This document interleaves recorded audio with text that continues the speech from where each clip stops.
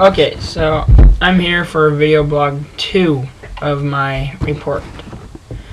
Now, question number 1 is, what elements would you include in definition of cheating?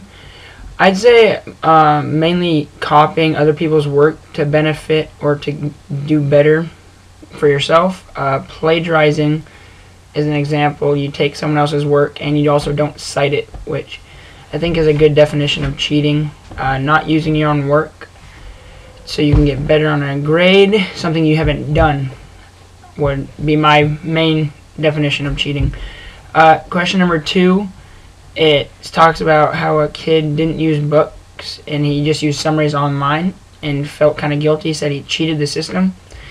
In a way, I understand how he feels that way, but I say I wouldn't feel that guilty since the summaries are online and you are supposed to read the book, so I understand that, but the summaries are online for you to get them, and if they're there, obviously people will use them. So I feel if there's stuff there you can use, it's not as bad. But then again, that comes back to the cheating thing.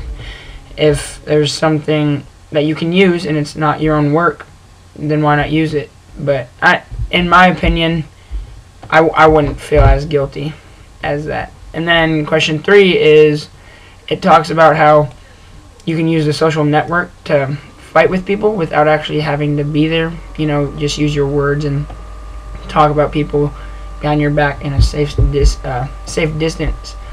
I feel that is a good way to relieve stress or anger towards someone, but at the same time, if you're talking bad about someone not to their face, you know, it might be a relatively where it piss them off or make them mad and want to do something about it. So at times it's not, I'd say, a good idea, because you're going to make more people mad and it's only going to come back on yourself. But it is a good way to vent problems. I agree with that.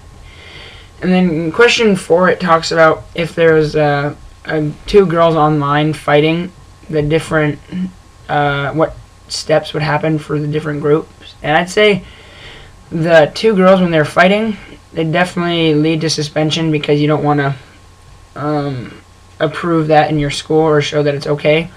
And then the person who filmed it or uploaded it to the website, I'd say would also have to be get in trouble. You know, I don't know about suspension, but they were there, they could have stopped it, and they shouldn't be promoting it to the school. And then other students in the school, it could cause people to fight.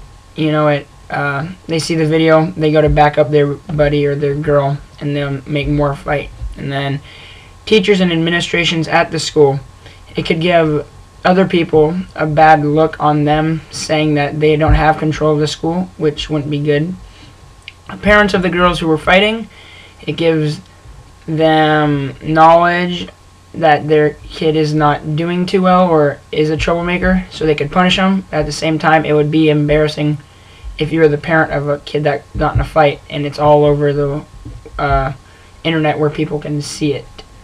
And then it talks about parents of students who were in the cafeteria at the time, and those parents could see the school as a bad school, but also it might teach their kids, you know, they might teach their kids to be the ones that stand up for one of the girls or stop the fight, because fighting isn't good. I don't know, I just think that for those parents it would promote an idea to teach their kids to stand up and take initiative to stop the fighting. And then teens who viewed the video online from other schools, it would definitely give them a bad impression of that school and show that, I don't know, it's not it wouldn't be a good place for their kids, or, you know, it's just not a nice place to be.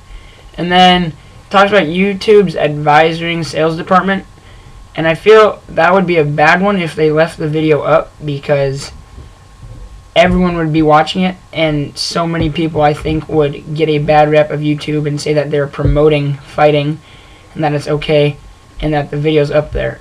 So I'd say that that's one that's a big one, and if YouTube did see that, they should definitely let the school know, or the principal of that school know, that there has been fighting going on.